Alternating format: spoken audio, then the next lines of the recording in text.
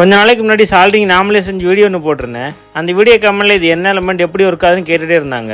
இதுதான் glow plug. கூலிங்கான டைமில் diesel engine start ஆகாது. அப்போ அந்த க்ளோ பிளக்கை ஒரு சில செகண்டில் ஹீட் பண்ணி இன்ஜின் ஈஸியாக ஸ்டார்ட் பண்ணிடுவாங்க. நாமளே செய்கிற ஒரு 5 ஆம்பியர் பேட்டரி சார்ஜர் இருக்குது. க்ளோ பிளக்கில் பேஸ்ட் அப்ளை பண்ணிவிட்டு பாசிட்டிவ் நெகட்டிவை கனெக்ட் பண்ணதும் 3 செகண்ட்குள்ளேயே ஹீட் ஆயிருச்சு. 30 செகண்ட்ஸ்குள்ளேயே டோட்டலாக ஹீட் ஆகி பழுக்கிற அளவுக்கு மாறிடுச்சு. இந்த அளவுக்கு ஹீட் ஆக்கக்கூடாது. அதனால தான் சால்ட்ரிங் டிப்பை இதுக்கு மேலே மாட்டி சால்ட்ரிங்கை யூஸ் பண்ணுறேன்.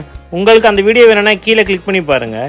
இதே மாதிரி சால்ட்ரிங் வேணாலும் பேட்டரி சார்ஜர் வேணாலும் கான்டாக்ட் பண்ணுங்கள்.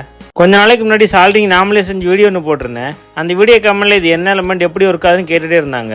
இதுதான் க்ளோ பிளக். கூலிங்கான டைமில் டீசல் இன்ஜின் ஸ்டார்ட் ஆகாது. அப்போ அந்த க்ளோ பிளக்கை ஒரு சில செகண்டில் ஹீட் பண்ணி இன்ஜின் ஈஸியாக ஸ்டார்ட் பண்ணிடுவாங்க. நாமளே செய்கிற ஒரு 5 ஆம்பியர் பேட்டரி சார்ஜர் இருக்குது. க்ளோ பிளக்கில் பேஸ்ட் அப்ளை பண்ணிவிட்டு பாசிட்டிவ் நெகட்டிவை கனெக்ட் பண்ணதும் 3 செகண்ட்குள்ளேயே ஹீட் ஆயிருச்சு. 30 செகண்ட்ஸ்குள்ளேயே டோட்டலாக ஹீட் ஆகி பழுக்கிற அளவுக்கு மாறிடுச்சு. இந்த அளவுக்கு ஹீட் ஆக்கக்கூடாது. அதனால தான் சால்ட்ரிங் டிப்பை இதுக்கு மேலே மாட்டி சால்ட்ரிங்கை யூஸ் பண்ணுறேன். உங்களுக்கு அந்த வீடியோ வேணும்னா கீழே கிளிக் பண்ணி பாருங்கள். இதே மாதிரி சால்ட்ரிங் வேணாலும் பேட்டரி சார்ஜர் வேணாலும் கான்டாக்ட் பண்ணுங்கள்.